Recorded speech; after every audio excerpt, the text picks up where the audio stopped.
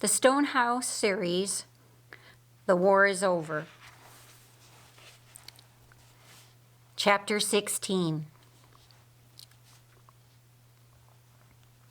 In the place of protection, Lazarus, watching closely, knew this was it. Having only seconds, he, for only a fraction of that time, reflected on his newfound friends seated with him around Adam's table. Queen Esther, although you could be my own Esther's twin, your personality's quite different. Very nice you are, only uniquely different from my Esther. Mordecai, you have become my articulate and educated friend. David, on earth you were king, but you speak to me as equal. Jonathan, you are a most insightful and honorable man. I would like to know you better, but that will have to wait. Mom and Dad, your daughters are going to hear of you and the adventures you have today. And you, Anna, how do you fit in?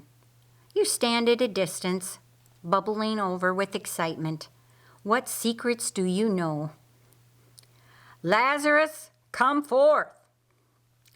Jesus' words came through loud and clear to every person present, and Laz simply thought his answer, yes. Millions of watchers went absolutely wild.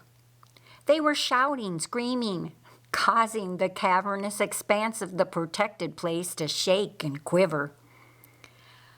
Lazarus' guardian angel Floyd, with his running shoes on, switched off standby mode and went to active. Laz began at first to glow. Then came the 100-candle sparkle, a brilliant flash of light, followed by his place at Adam's table empty, and instantly Laz was somewhere else.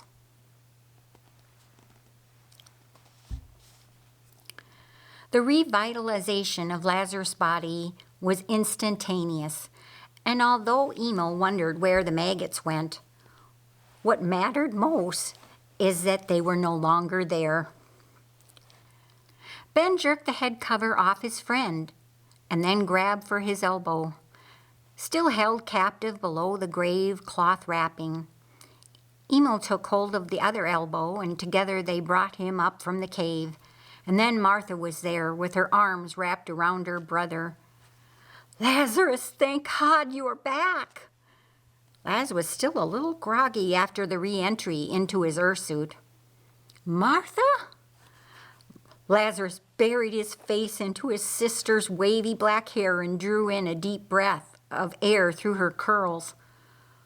Opening his eyes, he saw Jesus watching, smiling from ear to ear. Emil had a knife out and was cutting off the grave cloth, and Benjamin took his outer robe and placed it over the shoulders of his friends, tying it around his waist. Martha, where is my little sister? She is here. Give her a moment. It's been rather hard on her. And then there was Mary, somewhat shaky, standing in front of him. She reached out and took his hand. It was warm and strong and calloused. Mary looked into his eyes and said, Lazarus, I was so afraid. I thought you were gone forever. I didn't think I was ever going to see you again. Tears were pouring from her eyes and dripping off her face. Well, I am not gone. I'm standing here, looking right at you, and I will be here with you for a long, long time. And he reached out and pulled her close and felt her salty tears on his chest. Hearing the sound of crushing gravel, Lazarus turned just in time to see the stone drop back into place with a thump, sealing off the tomb. Emil, Ben, and John had returned it to its resting place and then stood as guardians around Lazarus and his sisters. And then Jesus was there. My friend, so good to have you back again. Jesus, we watched you call my name from Adam's table. Lord God, you are amazing. Martha wondered, Lazarus? What? The mourners, who were no longer mourning, began to gather around. Jesus stopped him. Lazarus, you must keep what you know in a very small circle, understand? Yes, sir. We will talk later. Later, yes. The demons, they're not laughing now. Sulking, red-faced, and separating themselves from the other mourners, 2 men peeled off, quietly moved out of sight, and went to find their superiors in Jerusalem.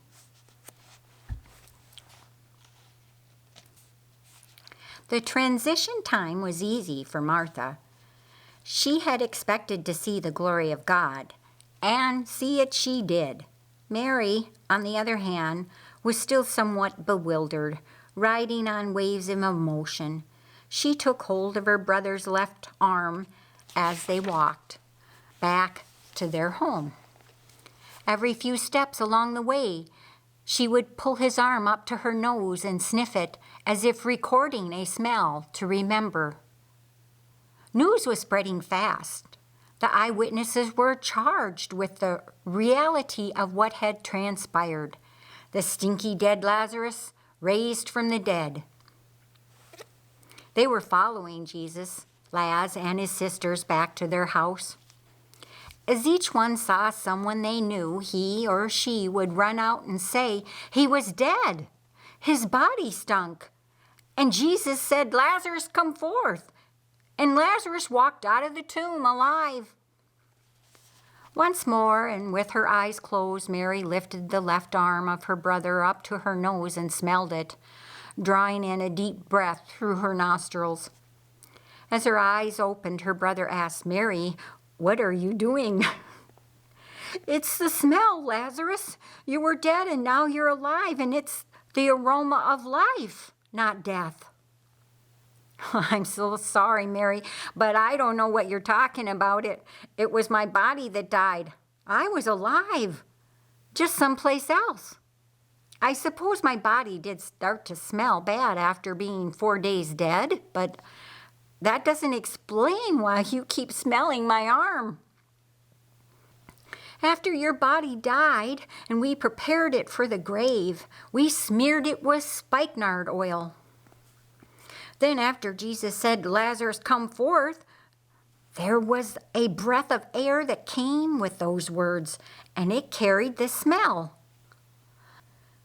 I took a deep breath of an alive spikenard fragrance, and when I looked up and you were standing there, you were all wrapped up, but even after they unwrapped you, you were still covered with the smell of this perfume.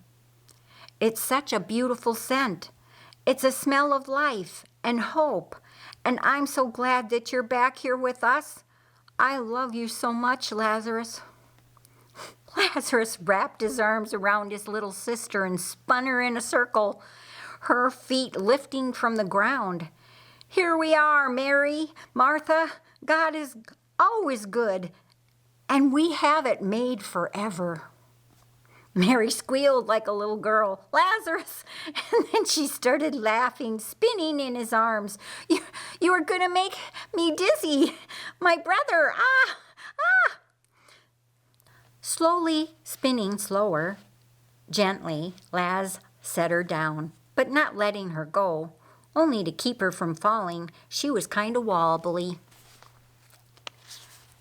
Her world still revolving, moving in and out, Mary asked, My brother, what would you like now that you are home? Is there something I can get you? Anything at all. I'm kind of hungry. It feels like I haven't eaten in forever. Oh, Lazarus, we've got tons of food. People kept bringing things, piles of stuff. We could never eat it all. What would you like? Lamb chops, biscuits, and gravy? Simon even sent a wagon down this morning. Hannah and Esther fixed it up. She sent a message with, said it was all your favorites. Said you would love it. Here Mary burst into tears. Once more, happy and sad, joy to be alive, emotional overload, happiness, tears. Lazarus, Simon, he expected you to be alive. Laz glanced around, looking at the crowd. When he exited the tomb, there were maybe 30 people there, walking from the tomb to the house. They had gathered at least another 30 more. Laz jumped up to the house steps. Welcome! Welcome to you all. You came to help and to show support to my sisters to mourn a body which had died. But as you can see, I'm no longer dead at all, but very much alive. The funeral food which you have brought, I believe it would be better served as a feast, a celebration. Martha will direct you. You who came to help, let's move it all outside where we may all celebrate together. Within only moments, a caravan of food flowed out the door, with Martha directing. Mary running back and forth, she created a special plate for her brother and brought it straight to him. Together they ate and talked. Most got a turn to gawk, staring at the man who once was 4 days dead, but now totally alive. Some reached out to touch a hand or to touch his face, but all were in awe of the one who gave him life. Behind the scene, those who came to help kept things running smoothly, cleaned up the mess, and as darkness came, they gently helped maneuver the guest on to moving home. Finally, Lazarus, his sisters, Jesus, and John moved inside and were standing there alone. From just one step inside the door, Lazarus surveyed their home. With his right hand, he reached over and felt the oiled leather of his work apron. Below the apron were his sandals, sitting in their place. And to his far left, both doors to the bedrooms were closed, and in front of him sat 2 empty teacups on the table at Martha's window. His coat was draped over an arm of Martha's chair. He looked up at Jesus, who had been watching him, and whispered the words, "Thank you." Mary wondered, Something seems a little strange. Who is it that isn't here? Martha, where's Benjamin? I haven't seen him for hours. I don't know, Mary. Emil's gone missing too. In the place of protection, those who had been around Adam's stone table with Lazarus and watching Jesus at the tomb, up until a point where Lazarus began to shine brightly and then disappeared, simply shifted to watching Jesus with Lazarus in his earth suit and shuffling his way out of the tomb in full 3D, of course. From that point in time of Lazarus leaving Sheol and moving forward in his earth suit, the watchers were of course still watching, but they spread out once more, utilizing every stone table in the place of protection. Each table went to watching in real time, live feed mode, tracking different players on the earth. One could always tell which watchers were watching the same scene and people, for at key moments, a matched cheering response could be heard throughout Sheol's caverns. There was left about a dozen seated around Adam's table. Uncle Mordecai, this is so wonderful. Lazarus, he made it back to his earth suit. His sisters, they got their brother back. Absolutely grand, is it not? And in the process, he set a new record. 4 full days and nights before his body was raised up, fixed, and refurbished with no maggots. David spoke up, "Grand it is, Mordecai." And Jesus, even restricted to an hirsute, is nonetheless quite amazing. Limited to the laws he built for man, and still he got it done. Uncle, do they know who Emil is yet? Emil, the goat herder? David wondered. Yes, you know where he was, who and what he's seen. Do any of them know? No, I'm quite sure they don't. Except Simon may know a little. Those who are close to him, they weren't even born when it happened, and he never talks about it. Not ever. And what about Anna and Stonehouse? Or Stonehouse and Simon? Who knows? Here Anna answered, Simon's parents never spoke to anyone but Simon about my life at Stonehouse. And as far as I know, Simon has never spoken to anyone except his parents about me.